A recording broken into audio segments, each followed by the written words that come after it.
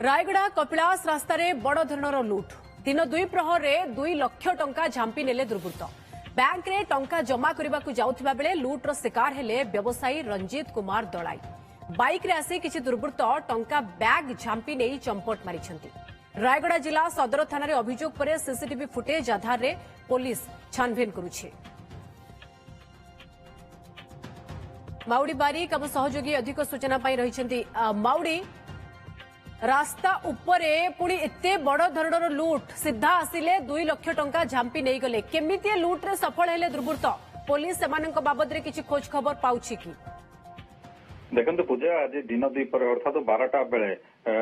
bank रे deposit करने जन व्यवसायी अर्थात से गोटे दुकान इलेक्ट्रोनिक दुकान से कर्मचारी थिला से कोषाध्यक्ष थिला सी गतकाली जहाँ बिक्री होता से टंका से बैंक रे डिपोजिट करने से बाहरी थिले तेरे सी भी बाइक रे बाहरी थिले तेरे गला बेलू कपिलास रोड सामने जो से समय पछपटू आसी बाइक रे दुई जन दुर्बृत्त आसिले बैग को झांपी नहीं पड़े